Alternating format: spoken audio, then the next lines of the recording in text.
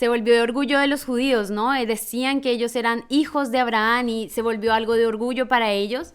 Y sabiendo también que él era cananeo, ¿no? Y él venía de un lugar pagano, ¿no? Pero ahí empieza como toda esta cronología, toda esa promesa del Señor a este pueblo. Y listo, ahí es cuando vemos que tiene el hijo con Sara a mayor edad, y bueno, ahí vemos toda esta historia. Después pasamos al pueblo cuando fue llevado por José a Egipto, ¿no? Ya sabemos que vino una época de hambruna y que José sufrió muchas cosas, pero tuvo la posibilidad de traer a su familia a Egipto y proveerle de todo.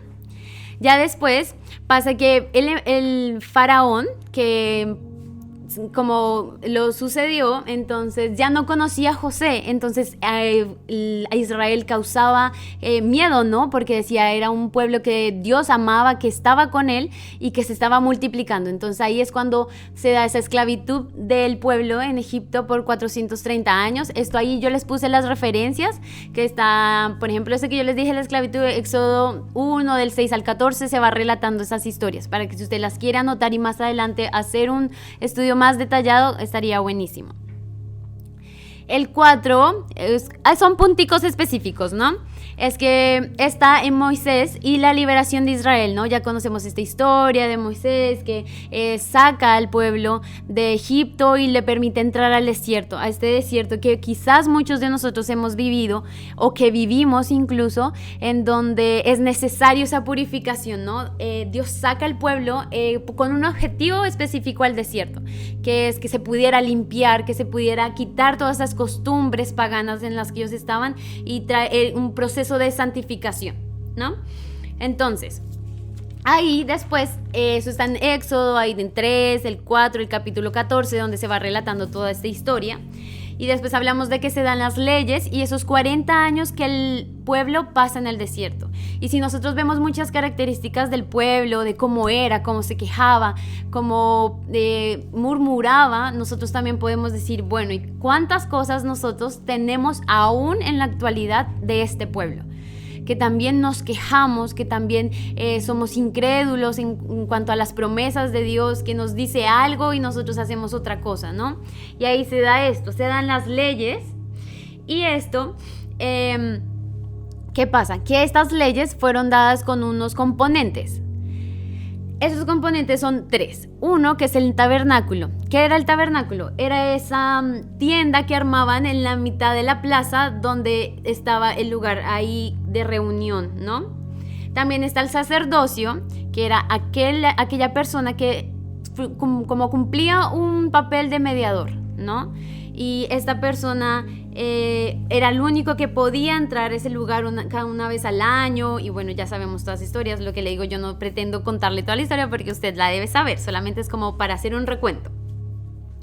Entonces ahí vemos todo el Dios detallista en cada cosita, cómo tenía que estar el traje del sacerdote y bueno, un montón de cosas que el Señor nos muestra y nos enseña. Y otro de esos componentes era el altar, que es de las cosas que estamos hablando, ¿no? Donde queremos llegar. ¿Qué era el altar? El altar viene de una palabra en hebreo que significa lugar de sacrificio. Hay unos puntos que vamos a resaltar del altar, ¿no? Uno, que era una construcción hecha por el hombre para realizar los sacrificios de adoración a Dios, al Señor, que el pueblo se relacionaba con Dios por medio de sacrificios y ofrendas, ¿sí? Esa era su forma de relacionarse. ¿Se acuerdan que hubo un quiebre? Entonces había pecado y ya no había santidad, entonces ya no había comunicación directa con el Señor. Y por medio de estos sacrificios era la única forma de que el pueblo pudiera relacionarse con Dios, ¿sí? Lo ofrecido debía ser perfecto, sin ningún defecto. Ahí también lo vemos en la Biblia, cómo nos relata, cómo Él va contando, cómo Él dice cómo tiene que ser, todo en perfecto orden, y la sangre cómo limpiaba el pecado, ¿no? Y eso me permitía a mí otra vez estar limpio frente a Dios y poder comunicarme con Él. Y a través de esto, Dios también le enseñó algo muy importante al pueblo y que todavía nos sigue enseñando a nosotros. Es que el pecado causa pobreza e impide la comunión con Dios, ¿no? Ya sabíamos que si tenemos pecado, no tenemos santidad, ¿no? Donde hay pecado no hay santidad y donde hay santidad no va a haber pecado. Entonces, cuando nos permiten, podemos estar santos y limpios delante de Él, es cuando tenemos comunión. Entonces, cuando pecaban o pecamos, tenemos eso que nos impide una comunión perfecta con el Señor. Y el pecado causaba pobreza, y el Señor quería enseñarle esto al pueblo, porque algo que yo me imaginaba en mi cabeza era de que si por cada pecado que nosotros cometiéramos todo el día tuviéramos que sacrificar una ovejita o lo que tuviéramos, imagínense si yo solamente usaría demasiadas, imagínense todas las personas. Nos quedaríamos sin nada. Si por cada pecado que yo cometiera tuviera que dar algo de mis bienes, yo probablemente quedaría en la pobreza muy rápido, ¿sí? Entonces, eso le quiso enseñar también el Señor al pueblo, que el pecado causaba esa pobreza también. Y era una enseñanza que por medio de tantas cosas, Dios como Padre enseñó al pueblo. Listo. Bueno, y todo el tema de propiciación, ¿no? Que era cubrir o tomar el lugar de alguien que merecía la muerte, ¿no? Y esto era lo que hacía el sacrificio, esto es lo que hacía como ofrendas, todo esto hacía el Señor para tener esa comunión. Y así fue como lo estableció también el Señor en sus leyes. Sigamos con la cronología. Ya después está Josué, que guía al pueblo a la tierra prometida, ¿no? ¿Qué pasa con Josué? Moisés levantó un líder que fue Josué, pero Josué no levantó ninguna persona que estuviera capacitada para guiar al pueblo. Entonces, ¿esto qué hizo? Que hubiera como una anarquía en el pueblo, ¿no? Que ahí dice en el comienzo del libro de Jueces, dice que todo el mundo, que no había quien dirigiera y que todo el mundo hacía según le pareciera, ¿sí? Entonces ahí se da un sistema después de jueces de reyes. ¿Y ahí qué pasa? Ahí ya conocemos el primer rey que fue ungido, que fue Saúl, que lo podemos ver en Primera de Samuel, del 9:17 relata esto, ya les estaba mostrando. Después está David, que es su sucesor, y después su hijo, que era Salomón, ¿no? Cada uno por un reinado de 40 años. Pero ¿qué pasa? David tenía en el corazón un deseo de construir un templo para Dios, ¿no? Pero Dios le dice que no será él, sino su hijo quien lo va a construir. Después de su muerte, entonces Salomón construye el templo, que demoró 7 años, ustedes saben. Y ahí Dios le pide a Salomón obediencia, ¿no? Y eso es lo que no hace Salomón. En medio de todo, aleja su corazón de Dios, ¿no? Y esto causa la división del reino. Entonces ahí hay la división del reino, está Israel y está Judá, ¿no? Y ahí pasan otros sucesos. En el año 722, Israel es sitiada por los asirios y son llevados cautivos y dispersados. ¿Por qué dispersados? Esa situación o ese objetivo de la dispersión es la pérdida de su identidad. Eso era lo que querían, que ellos perdieran su identidad. Y más adelante, en el año 587, que es la otra parte del reino, que era Judá, fue llevada cautiva también por Babilonia a manos de Nabucodonosor. Y el último paso importante es el imperio persa, que es cuando Ciro derrota a Nabucodonosor y él ordena la reconstrucción del templo. Esto es tan importante y está la profecía, él se da cuenta de Isaías cuando dice que él, a manos de él, es el que va a ordenar la reconstrucción del templo. Y ahí esta historia en Esdras ya lo vamos a ver cómo se da la reconstrucción. Pero ¿qué es lo primero que ellos reconstruyen? Lo primero que ellos reconstruyen es el altar. Y la gran pregunta es ¿por qué construyeron primero el altar? ¿Por qué es tan importante?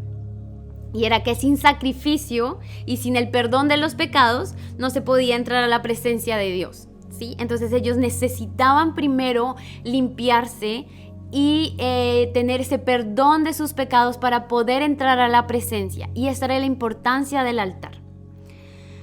Ahí era el lugar donde empezaba el proceso de santificación y lo que decía, ¿no? Como empezar de nuevo. Ahí es donde nosotros empezamos de nuevo. Por eso es tan importante hasta el día de hoy el altar en nuestra vida. Porque ahí es donde vamos, nos purificamos y podemos comenzar de nuevo. ¿Qué es el altar? ¿Cuál es nuestro altar hoy? Si nos preguntamos, ya vimos qué era el altar en esa cronología histórica y en esa cronología de Israel. Y era que ellos lo utilizaban para los sacrificios, pero ahora, ¿cómo nosotros podemos darnos cuenta cuál es el altar? ¿Sí? ¿Cuál es nuestro altar? Y ahí es cuando nosotros pensamos, el altar es esa relación que nosotros tenemos con el Señor, esa relación íntima, donde yo puedo acercarme confiadamente, donde yo puedo arrepentirme de mis pecados y no remordimiento, no aquel que solamente va y dice, perdón por esto, me siento mal, pero después sigue pecando, sino es el lugar donde hay un verdadero arrepentimiento, donde yo puedo reconocer mi error y cambiar de actitud. El metanoia que hemos hablado, que se ha hablado tanto, ¿no? Que es ese cambio de mente. ¿Sí? Ese cambio de mente que me permite a mí también tener un cambio de actitud y que mi acción sea diferente. Es un lugar donde hay renuncia, donde yo voy y entrego todos mis derechos, ¿no? El altar es donde yo digo ya, entrego todos mis derechos, entrego lo que yo creo que merezco, ¿sí? O renunciamos incluso hasta todas las cosas que amamos por amor al Señor y por tener una comunión más grande con Él. Y hablamos de cosas buenas como también donde yo renuncio, de pecados, de luchas, de cosas que me cuestan, porque el Señor conoce nuestras luchas, el Señor conoce que andar en santidad es pagando un precio alto, ¿no? Entonces Él conoce nuestro corazón y Él sabe cuánto cuesta permanecer, pero ahí cuando tú renuncias en ese altar es donde Él puede glorificarse. Ahí también recibimos liberación, ahí podemos ser libres de tantas cosas, también es donde podemos pedir perdón, pero también liberar perdón a otras personas. En ese altar yo puedo acercarme al Señor y pedir perdón por lo que yo he hecho, pero también perdonar a aquellos que me han ofendido o me han herido. En este altar hay santificación. Yo puedo lograr santificar mi espíritu, mi alma. ¿Por qué? Porque ahí es cuando yo me encuentro cara a cara con el Señor. Ahí es donde yo tengo intimidad profunda con el Señor. Entonces, aquí el altar que podría ser, nosotros acá en Jucum le tenemos un nombre específico a esto, que es tiempo a solas. ¿Ya?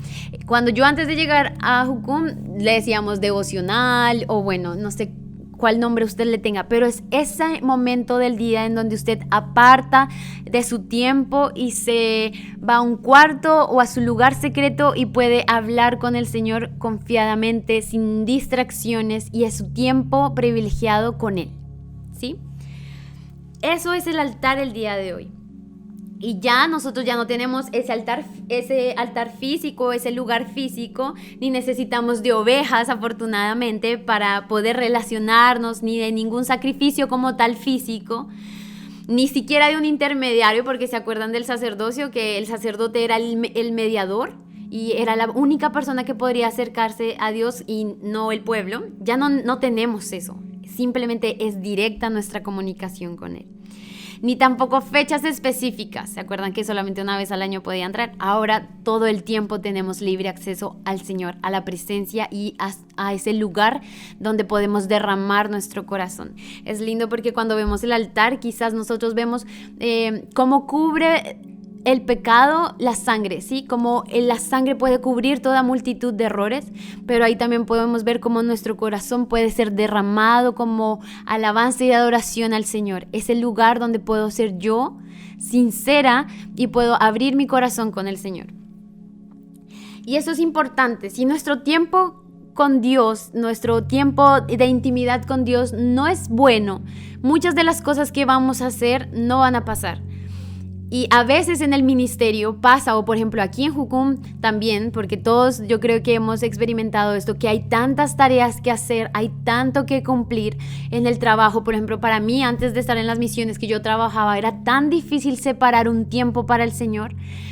Pero ahí cuando nosotros aprendemos, vamos a la iglesia, hacemos, nos movemos allá, compartimos allá, pero en realidad no tenemos un tiempo profundo con el Señor, de nada vale eso. ¿Por qué? Porque estamos siendo superficiales con Él. Porque solamente estamos haciendo y no teniendo intimidad. Realmente lo más importante es nuestro tiempo con Él, donde Él nos conoce, donde Él puede ver quiénes somos. Y nosotros también conocerlo, porque ahí es donde verdaderamente podemos conocer al Padre. si tú necesitas que Dios sea revelado como Padre a tu vida, métete al altar. Ahí es donde tú lo vas a conocer. Ahí es donde Él va a mostrar su corazón. Y eso debe ser como nuestra hora favorita, debe ser como algo que nosotros de verdad deseemos, que sea algo tan importante para nosotros. Ahí hay sanidad, hay amor, comunión, paz y plenitud. Hay tantas cosas para nosotros, disponibles para nosotros. A veces el Señor me decía, tú buscas mucho las migajas, ¿no? En el piso. Pero el tiempo conmigo y en lo que yo te ofrezco es una mesa llena de un banquete lleno de delicias para ti. Y eso es el tiempo a solas. Una mesa llena de cosas preciosas para nosotros. Y a veces nos acostumbramos o nos conformamos con lo poco del piso, con prédicas que escuchamos, sin desmeritar obviamente, pero lo que vale es su voz, ¿sí? Y entonces ustedes, pensando qué es lo que Dios nos pide hoy. Dios nos pide que entreguemos lo mejor, ¿no? Como esos animales sin defecto, Él siempre espera que cuando nos acerquemos podamos tener esa hora libre para Él. Es ese momento que yo pueda decir, estoy para ti libremente, no estoy pensando en otras cosas. Y es tan difícil también acercarnos y orar, y a veces se nos pasan tantas cosas por la mente. Estamos orando y nos acordamos que tenemos que hacer tal cosa o esto, pero siempre buscar entregar lo mejor, sin defecto, sin mancha, siempre mostrarnos como tal a Él, entregando lo que mejor tenemos. Él también nos pide una vida de santidad. Una vida de santidad, y yo pienso que en esto no solo implica, porque a veces cuando hablamos de santidad hablamos, no sé, de cosas como inmoralidad sexual o pecados de esa índole, pero en realidad la santidad va hasta en lo mínimo, hasta en cómo tú tienes tu pieza, tu ropa, si de verdad eres limpio hasta en los mínimos detalles. La santidad en los mínimos detalles, la santidad en cómo hablo, en cómo miro a las personas, mi santidad en cómo yo ordeno mi día, cómo administro mi tiempo, santidad hasta en cómo como, qué cosas como, a qué horas como, cómo organizo mi tiempo. Eso es santidad, una vida íntegra que no solamente envuelve lo sexual, sino que envuelve todo mi espíritu y mi alma y mi cuerpo, porque somos íntegros. Y eso es lo que pide el Señor. También nos pide renunciar a nuestros ídolos, y esto es tan difícil porque a veces pensamos que ídolos simplemente son cosas más visibles, ¿no? Como quizás mi trabajo o ciertas cosas, pero a veces tenemos hasta ideas, sistemas de creencia tan arraigados que se vuelven nuestro ídolo. Incluso nuestro ídolo se puede volver nuestra fe si nosotros tenemos una fe contaminada, una fe tóxica que no puede permitirnos ver lo que es Jesús. ¿Cuántas ideas falsas tenemos de Jesús? Pensamos que Jesús o Dios es así porque, ejemplo, yo les voy a contar un ejemplo de mi casa, ¿no? Si mi papá me está viendo, papá, te amo, pero esto es algo que a mí me pasaba. Desde muy pequeña, mi papá nos decía, vamos a hacer estas cosas, vamos a comprar tal cosa, o yo te prometo que te voy a hacer esto, ¿sí? O hasta incluso en los regaños, como en los retos que dicen ustedes acá, él me decía, si vuelves a hacer eso, yo te voy a hacer esto. Y yo decía, ya. Pero mi papá muchas veces no cumplía, no hacía lo que decía, hasta con eso. Por ejemplo, él decía, si tú vuelves a hacer esto, yo te voy a, no sé, a quitar un día de tu celular, un ejemplo. Y él después, yo hacía eso y no lo hacía. Entonces, ¿qué provocó eso en mí? Que yo pensara y extendiera esa imagen a Dios y pensar que Él es un papá que a veces no cumple. Y obviamente mi papá es un ser humano y se equivoca, como yo también habré dicho muchas cosas que no cumplí. Pero ¿qué hizo eso? Que eso también me hizo como una imagen de Dios, y que ha sido como algo, una herida que yo he puesto tan fija que a veces no me permite tener comunión con Él. Y eso es necesario quitarlo ahí, porque no me va a dejar ver lo que realmente es Dios, los atributos reales del Señor, ¿sí? Hay ideas falsas que tenemos ¿Qué Jesús estamos siguiendo? ¿Cuál es el Jesús en el que creemos? ¿O cuál es el Dios en que creemos? Ideas que nos hemos plantado nosotros por heridas, por traumas o simplemente por estilos de vida que nos hacen ver a un Dios o a un Jesús que es falso. Entonces también tenemos que renunciar a eso hoy en día, que eso es lo que nos pide también Dios a nosotros.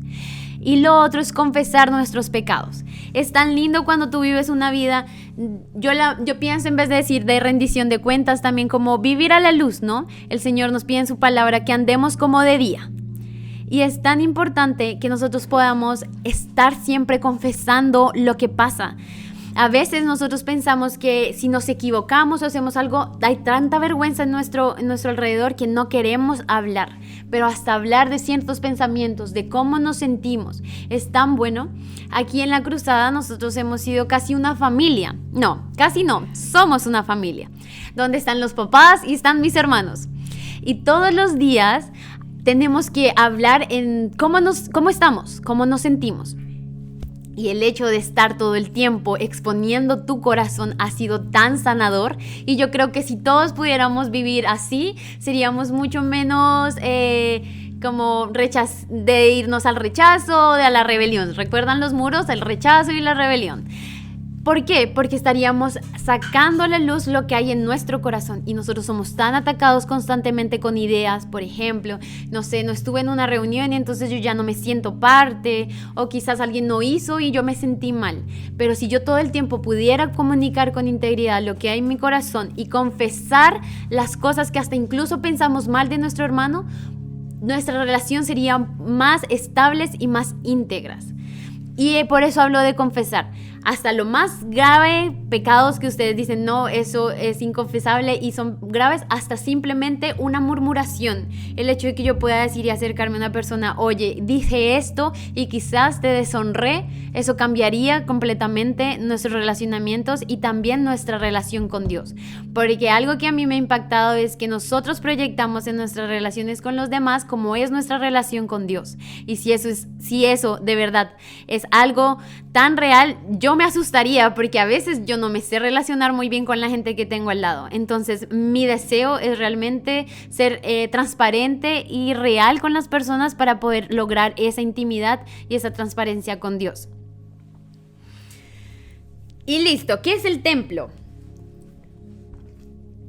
No, espérense, les quiero contar algo que es lo más importante porque me encanta. Imagínense que ya, ¿se acuerdan que yo les dije que ya no teníamos que usar más ovejitas ni esos sacrificios de animales? Es porque si nosotros leemos en Primera de Pedro 1:19, ahí vamos a ver que solo hubo un sacrificio, ¿sí?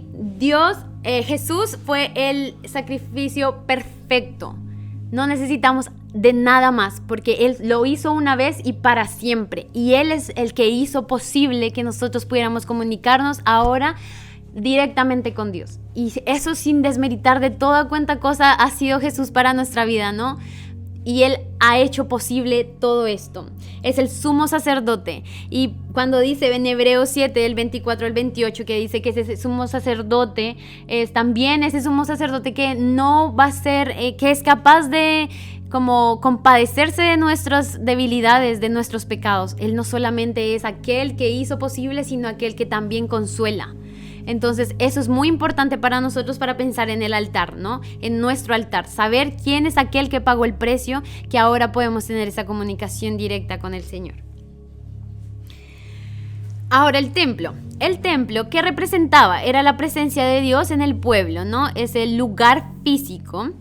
El primero, que fue construido por Salomón, era de oro y era demasiado ostentoso, ¿no? Ya vemos que el segundo era un poco más modesto, pero que se reconstruyó por la importancia también de entender que la presencia de Dios era fundamental, ¿no? No queremos ir ni hacer cualquier otra cosa donde Él no esté. Entonces ellos lo conocían bien, ellos sabían, el pueblo sabía que una vez limpiados con el altar era necesario ya que la presencia de Dios pudiera venir, porque eso era lo que ellos estaban anhelando, la presencia de Dios. Y a través de esto Dios, olvídenlo ahí, eso está repetido, pero eso es la importancia del templo. Listo, ahí habla porque la importancia, pero vamos a ver, existen dos tipos de templos. Uno que es el físico, que es donde está la presencia de Dios, que es el que hablábamos, que llegaban los judíos y se encontraban con él, y bueno, era el lugar físico. Pero ahora, en este tiempo, o como podemos nosotros hablar, ¿cuál es el templo? ¿Cuál creen ustedes que es el templo?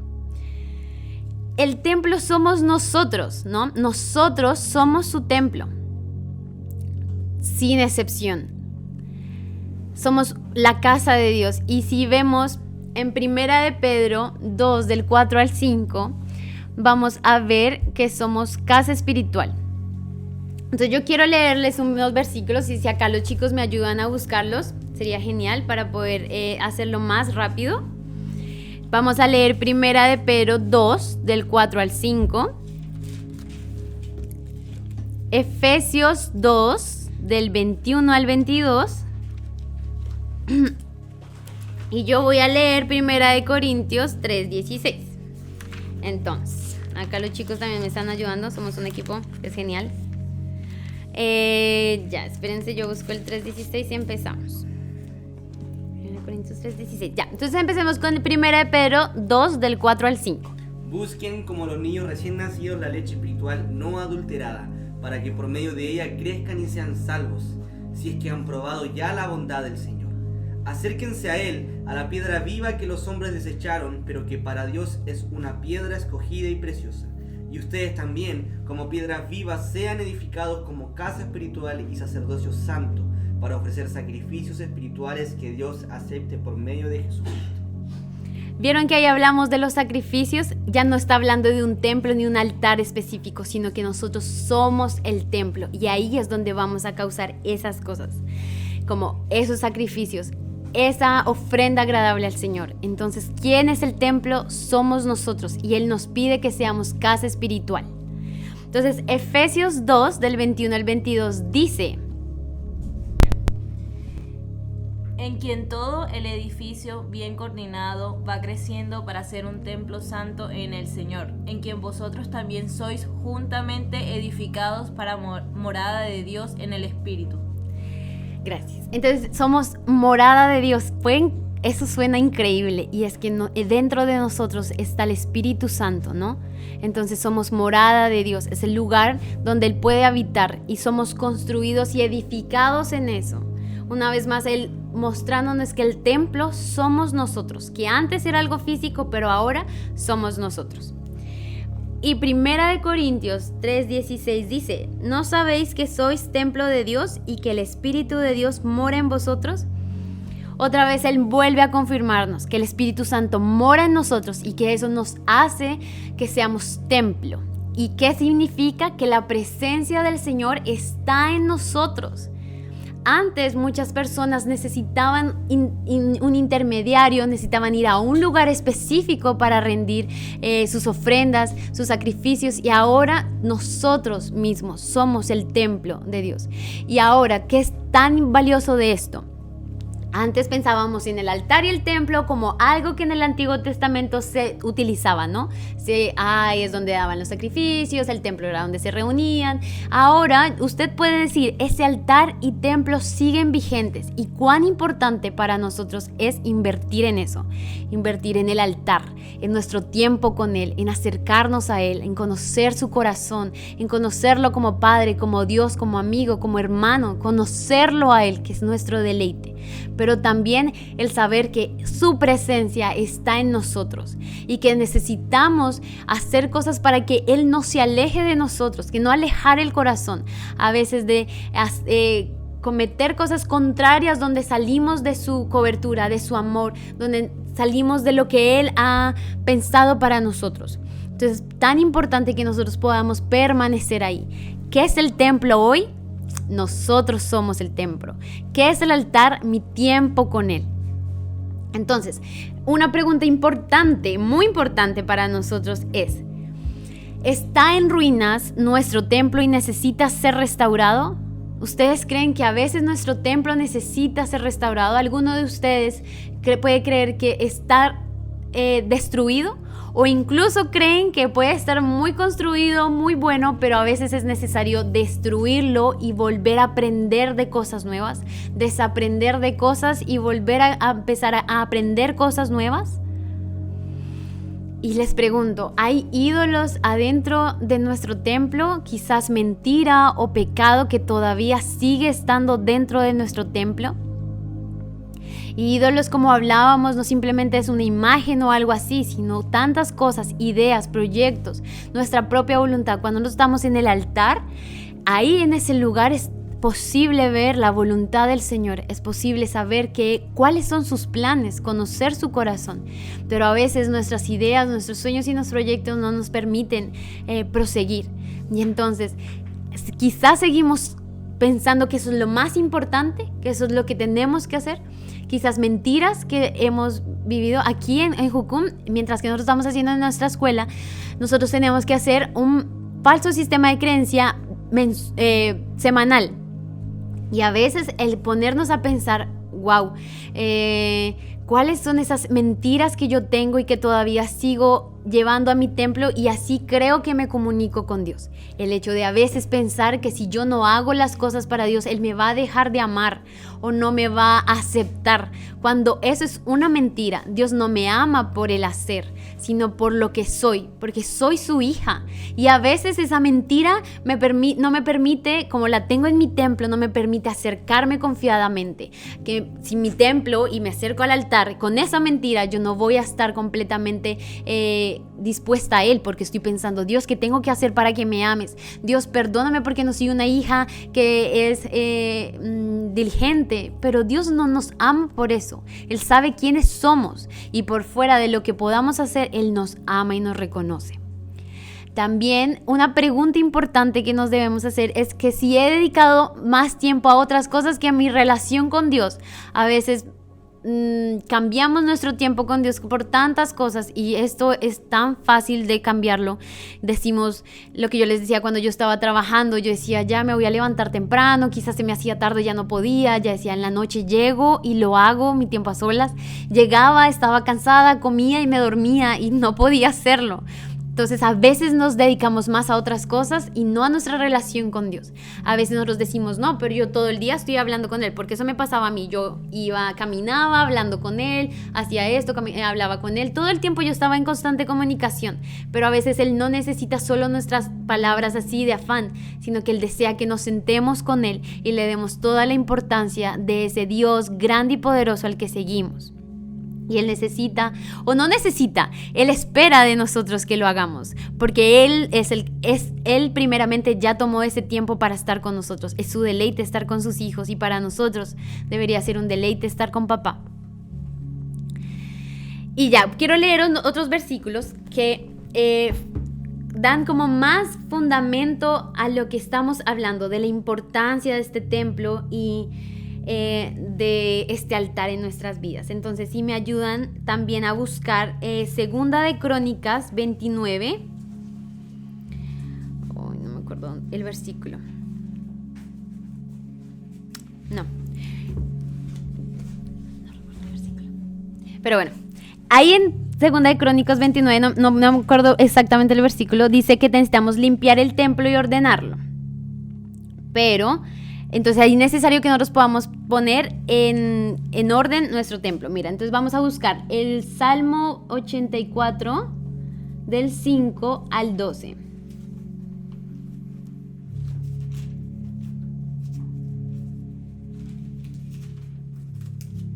Sí. Salmo 84 del 5 al 12.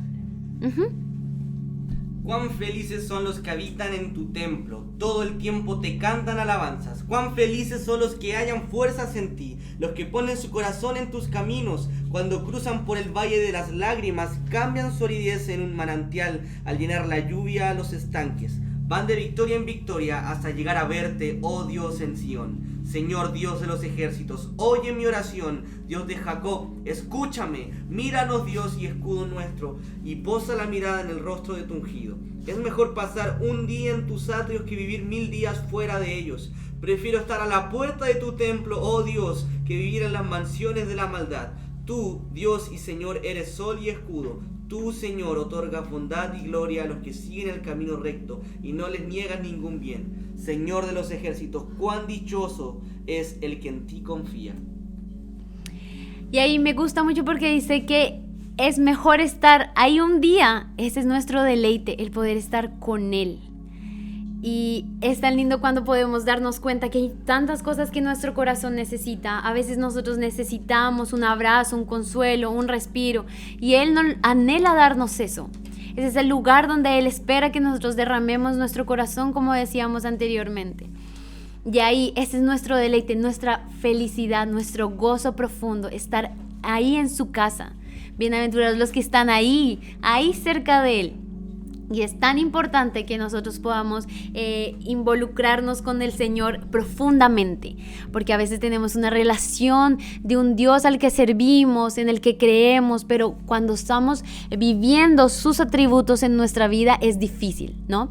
Ahora, cuando vemos que Dios es omnipresente, ya cómo yo lo vivo, cómo yo lo estoy experimentando. A veces nosotros podemos creer que eso es cierto. Y por ejemplo, cuando hay luchas en pornografía, en masturbación, si nosotros realmente fuéramos conscientes de que Él es omnipresente, no haríamos tantas cosas en lo secreto, ¿no? Y cuando también vemos que Él es un Dios que es inmutable, ¿por qué a veces tenemos tanto miedo en lo que Él nos ha prometido? ¿Por qué el pueblo dudó tanto si el Señor le había prometido que iba a entrar a la tierra prometida? ¿Y cuántas veces Dios nos ha dicho que hay una tierra que nos está esperando? Hay una tierra y un propósito que nos está esperando y a veces no creemos.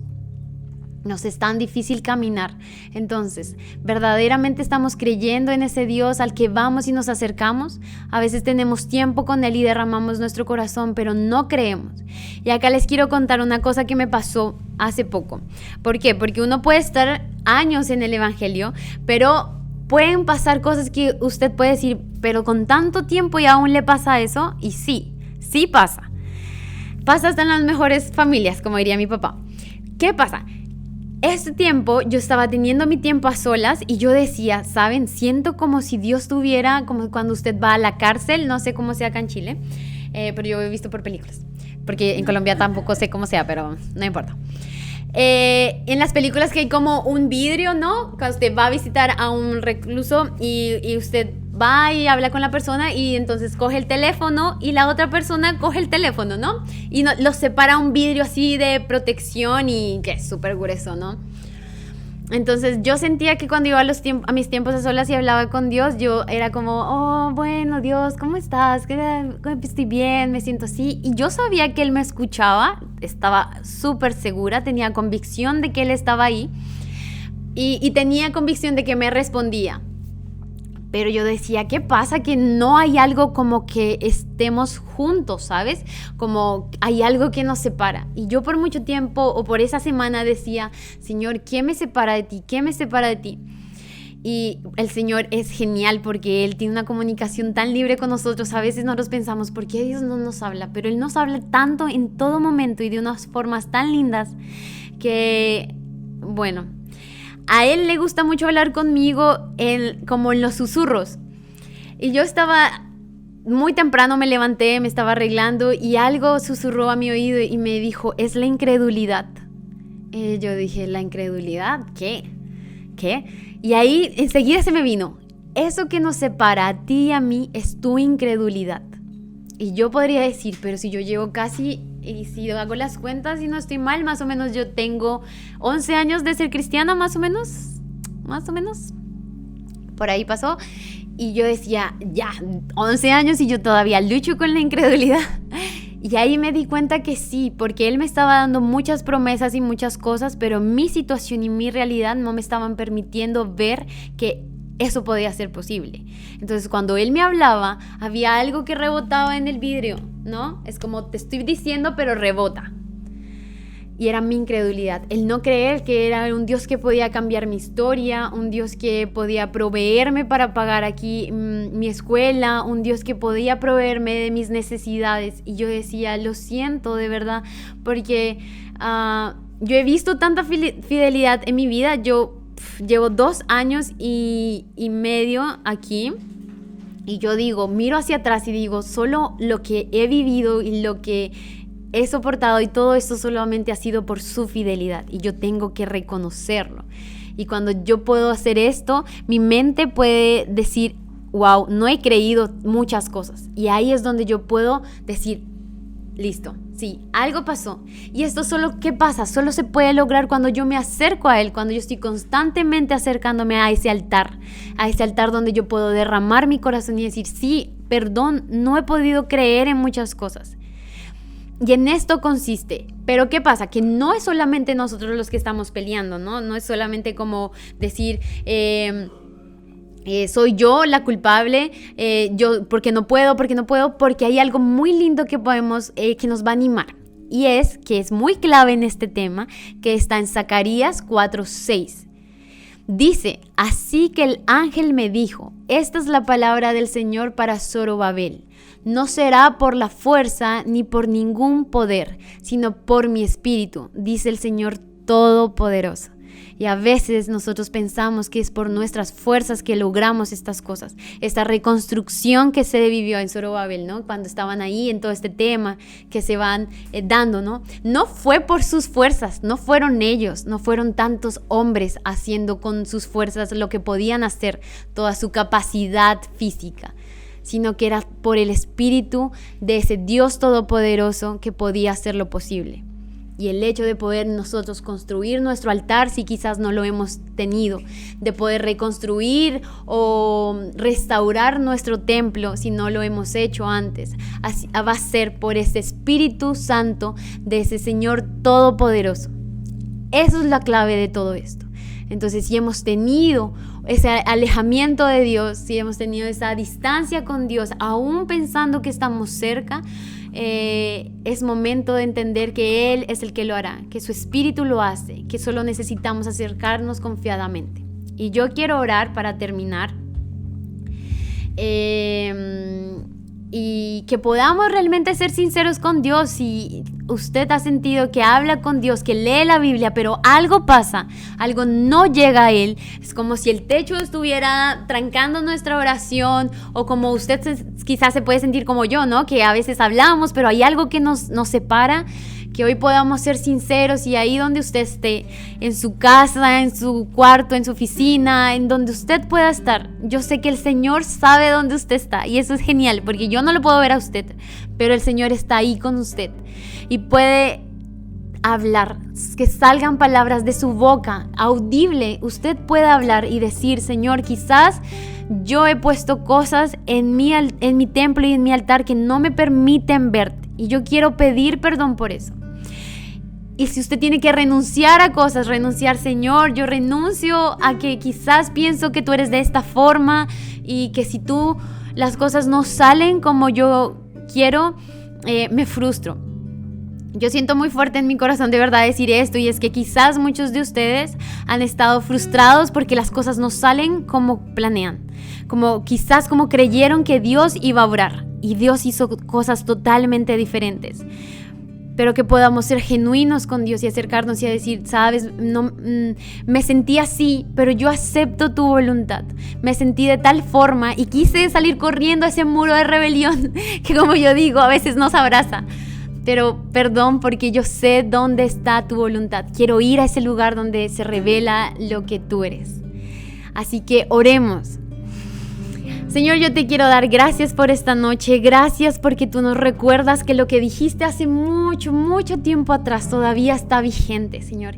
Que ese altar precioso donde yo me puedo acercar confiadamente, Señor, como dice tu palabra, a ese trono de la gracia, confiadamente a mostrarte mi corazón, a mostrarte que aún me falta tanto, que aún me siento tan cohibida en tantas cosas y tú me aceptas tal y como soy.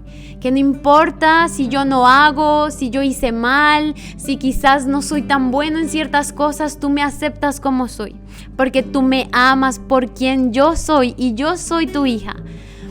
Gracias, Señor, por mis hermanos, por toda persona que esté escuchando o viendo, Señor. Yo te pido que tú puedas bendecirlos, que tú puedas traer de esa presencia a su vida, a su templo precioso.